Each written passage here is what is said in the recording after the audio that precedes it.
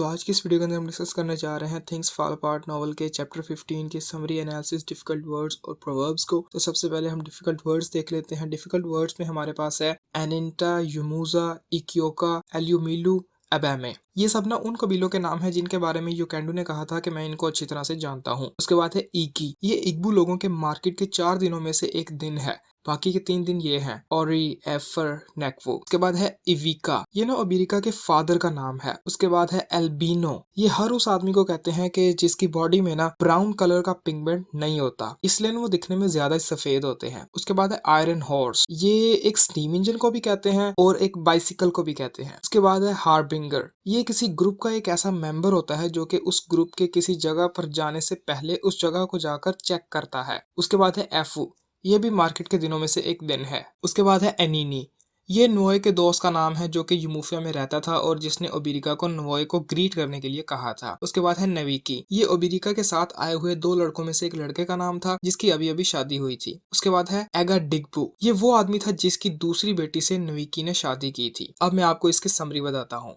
अब कोनकोवो की एग्जाइल का दूसरा साल चल रहा था कि जब उसका दोस्त उससे मिलने के लिए आता है। ओबिरिका अपने साथ 2 जवान लड़कों को लेकर आया था और हर एक के सर पर एक भारी बैग था और कोनकोवो उनके ये बैग नीचे रखने में उनकी मदद करता है। ये बात तो साफ थी कि इन बैग्स में कोरिज थी। कोरिज यानी एक तरह की उनकी करेंसी जो कि ओबिरिका ने कोनकोवो के यम्स बेचकर ली थी और अब वो कोनकोवो की अमानत उसे वापस करने के लिए आया था। कोनकोवो अपने दोस्त से मिलकर बहुत ज्यादा खुश था। इसके अलावा उसकी बीवियां और बच्चे भी बहुत ज्यादा खुश थे और जब वो कोनकोवो अपने कजन्स और उनकी बीवियों को बुलावा भेजकर बुलाता है तो वो भी बहुत ज्यादा खुश होते हैं। वो कोनकोवो से कहते हैं कि तुम्हें अपने इस दोस्त को हमारे फादर यूकेंडू से भी मिलवाना चाहिए। तो कोनकोवो कहता है कि हाँ, मैं इनको उन्हीं के पास लेकर जा रहा था। लेकिन उससे पहले कोनकोवो अपनी पहली बीवी के कान में कुछ कहता है और वो सर हिलाती है और बहुत जल्द ही कोनकोवो के बच्चे एक मुर्गे को पकड़ने में लग जाते हैं। यूकेंडू को इसका एक पोता बताता है कि उनके घर में ना 3 अजनबी लोग आए हैं, इसलिए अब यूकेंडू भी उनसे मिलने का इंतजार कर रहा था। जैसे ही वो इसकी झोपड़ी में आते हैं ना तो यूकेंडू अपने हाथ खोलकर उनसे मिलता है और उनसे हाथ मिलाकर वो कोनकोवो से पूछते हैं कि ये लोग कौन है। तो कोनकोवो कहता है कि ये ओबिरिका है, मेरा दोस्त, और इसके बारे में मैंने आपको कई बार बताया है।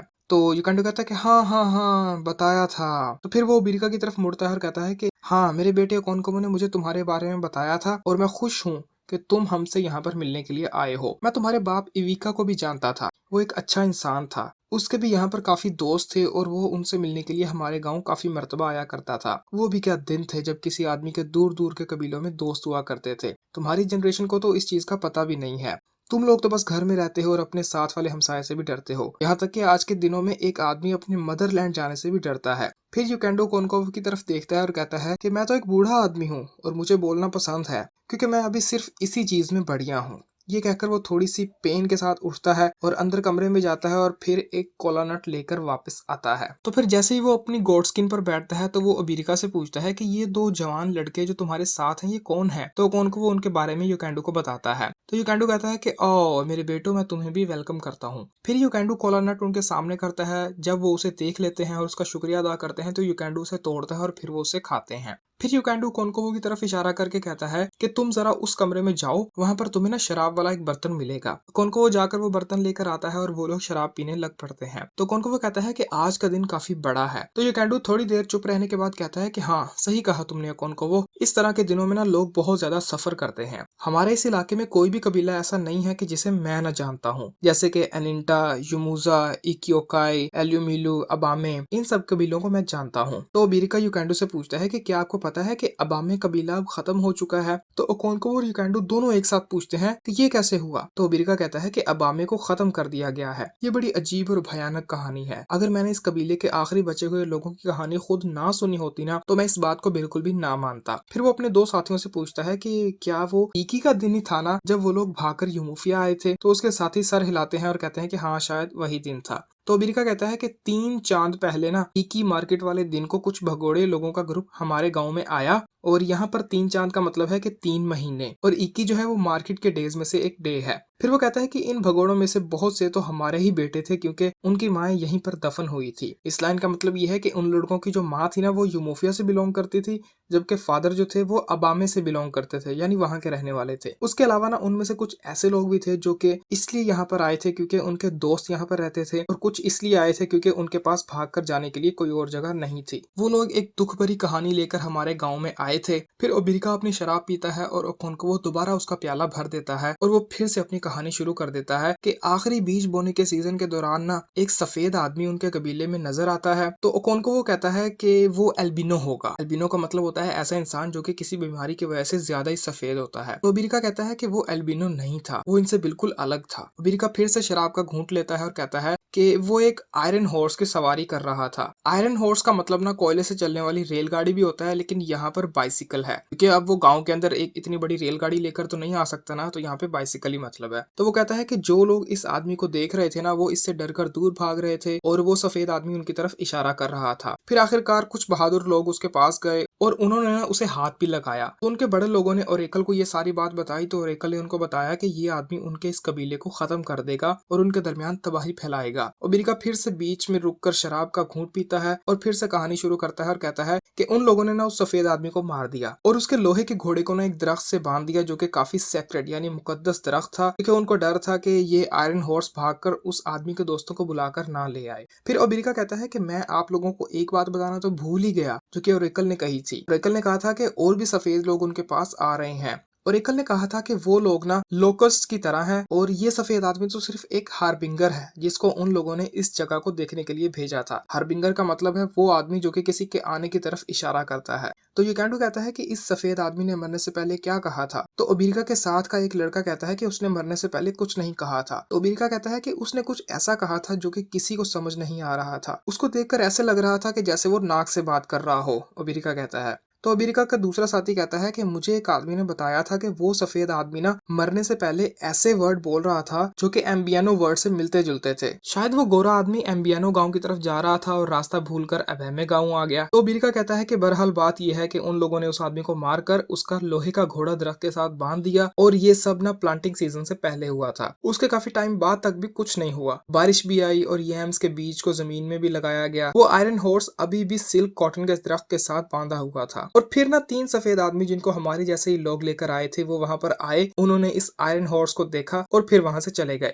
अबेमे गांव के बहुत से मर्द और औरतें खेतों में काम करने के लिए जा चुके थे। सिर्फ कुछ ही लोगों ने ना उस सफेद आदमी को देखा था। उसके बाद काफी मार्केट वाले दिन गुजर गए, लेकिन कुछ भी ना हुआ। जैसा कि आप लोग जानते हैं कि ये एफू वाले मार्केट के दिन पर इस अबेमे गांव में एक बहुत बड़ी मार्केट लगती है और तकरीबन इनका सारा गांव ही वहां पर जमा होता है। तो ये वही दिन था जिस दिन वो भयानक हादसा हुआ। वही 3 सफेद आदमी थे और उनके साथ कुछ और सफेद आदमी भी थे और उन्होंने ना मार्केट को चारों तरफ से घेर लिया। उन्होंने शायद कोई मेडिसिन यूज की होगी कि जब तक मार्केट फुल नहीं हो जाती वो किसी को नजर ना आए। ये सब ना ओबिरिका कहानी सुनाते हुए कह रहा है। उसके बाद वो लोग गोलियां चलाने लग गए। वहां पर सब लोग मर गए सिवाय उन लोगों को छोड़कर जो कि बीमार थे और बूढ़े थे, या फिर वो लोग जिनका काय काफी समझदार था और उसने उन लोगों को वहां से जिंदा बचकर जाने दिया। ये कहकर ओबिरिका कुछ देर चुप रहता है। फिर वो बोलता है कि उनका पूरा कबीला अब खाली है, यहाँ तक कि उनके मुकद्दस तालाब में जो मछली थी ना, वो भी वहां से चली गई और अब उस तालाब का रंग खून की तरह लाल है। जैसा ओरेकल ने बताया था ना, वैसा उनके साथ हो गया। वो सब लोग कुछ देर खामोश रहते हैं। युकेंडो कुछ देर तो अपने दांत पीसता है, फिर वो चिल्लाकर कहता है कि उस आदमी को कभी भी नहीं मारना चाहिए जो मरने से पहले कुछ नहीं बोलता। अबेमे के लोग तो पागल थे, वो इस सफेद आदमी के बारे में क्या ही जानते थे।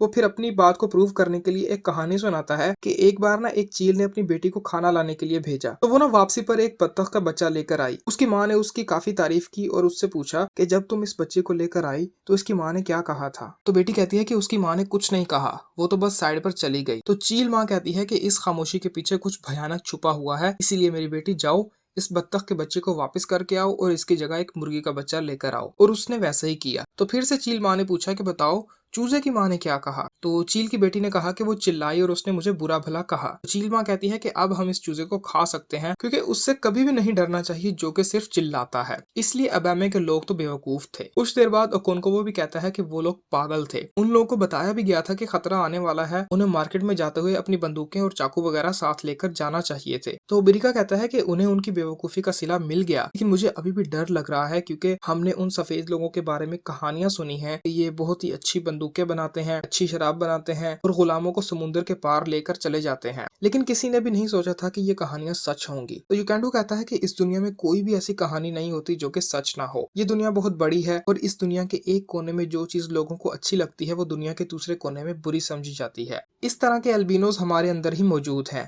क्या तुम्हें नहीं लगता कि वो आदमी किसी ऐसी जगह जा रहा था कि जहाँ पर उसकी तरह के ही लोग रहते होंगे और यहाँ पर तो वो बेचारा भटक कर आ गया होगा। ओकोंकोवो की पहली बीवी बहुत जल्दी खाना बना लेती है और उन लोगों के सामने कूटी हुई शकरकंदी और पत्तों का कड़वा सूप रखती है। ओकोंकोवो का बेटा नोए एक बर्तन में मीठी शराब लेकर आता है जो कि रफिया पाम ट्री के दरख्तों से निकाली गई थी। ओबिरिका नोए से कहता है कि नोए, अब तुम एक बड़े आदमी बन चुके हो। तुम्हारे दोस्त एनीनी ने मुझसे कहा था कि मैं तुम्हें उसकी तरफ से ग्रीट करूं। तो नोए पूछता है कि क्या एनीनी ठीक है? तो ओबिरिका कहता है कि हम सभी ठीक है। एजिनमा उन सब के लिए ना एक बर्तन में पानी लेकर आती है ताकि वो अपने हाथ साफ कर सकें। उसके बाद वो खाना खाने लग पड़ते हैं और उन्होंने फिर वाइन भी पी। फिर ओकोंकोवो ओबिरिका से पूछता है कि तुम घर से कब निकले थे? तो ओबिरिका कहता है कि हमें वैसे निकलना तो सुबह मुर्गे की आवाज से पहले ही था, लेकिन ननीका काफी देर तक अपने घर से बाहर नहीं निकला और इतनी देर में रोशनी हो गई। फिर ओबिरिका ननीका का मजाक उड़ाते हुए कहता है कि अगर किसी आदमी की अभी अभी शादी हुई हो ना तो उससे सुबह सुबह मिलने के लिए कभी भी नहीं जाना चाहिए। इस बात पर वो हंसते हैं। तो ओकोंकोवो पूछता है कि क्या ननीका ने शादी कर ली? तो ओबिरिका कहता है कि हाँ, उसने ना ओकेडिब्बू की दूसरी बेटी से शादी की है। तो ओकोंकोवो कहता है कि मैं फिर ननीकी को इस बात के लिए ब्लेम नहीं करता कि उसने मुर्गे की आवाज क्यों नहीं सुनी। जब इन लोगों ने खाना खा लिया होता है ना तो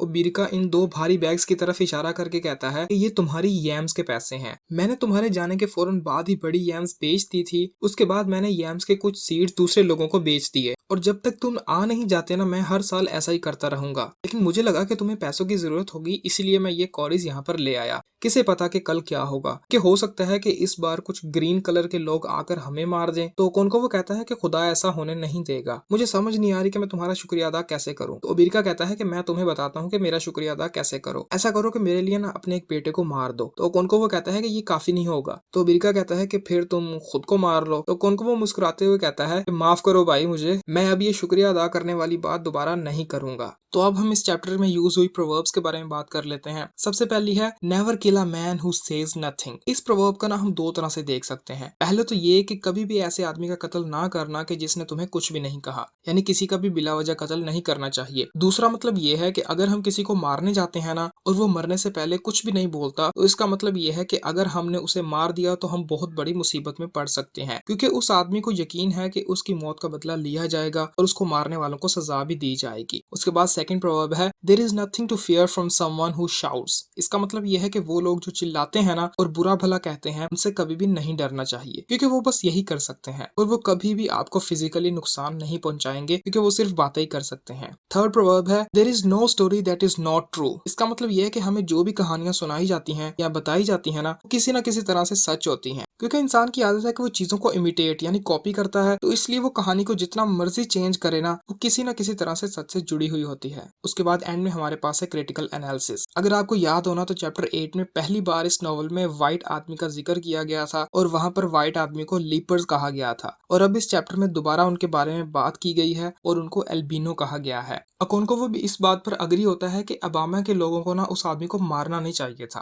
क्योंकि ये उनका रिवाज था कि वो पहले बात करके किसी भी मामले को सुलझाने की कोशिश करते थे, लेकिन अगर उससे भी बात ना बने तो वो ओरेकल से इजाजत लेकर जंग करते थे। लेकिन यहाँ पर ओरेकल ने उनको जंग लड़ने का नहीं कहा था, बल्कि उसने तो उन्हें बस वार्न किया था कि आगे क्या होगा। और वैसा ही हुआ कि उस एक सफेद आदमी की वजह से जो कि शायद रास्ता भटक के आ गया था उनके गाँव में, उसकी वजह से ना या उसको मारने की वजह से उनका सारा गाँव तबाह हो गया। अगरचे एक सफेद आदमी को मारने के बदले में पूरे गाँव को खत्म कर देना गलत था, लेकिन ये एक चीज दिखाकर ना अकेबे ने बताया है कि आगे जाकर व्हाइट लोग जो होंगे ना उनका इन लोगों के साथ जो ओप्रेसिव बिहेवियर है उसकी रीजन यही होगी। अब इस चैप्टर में अबेमे गांव का जो इवेंट हुआ है ना ये एक सच्ची बात है जो कि 1905 में आयरा नाम की जगह में हुआ था। इस इंसिडेंट के बारे में ना और भी ज्यादा इंफॉर्मेशन हमें a brief history of Nigeria नाम की बुक के शुरू वाले हिस्से में मिलती है।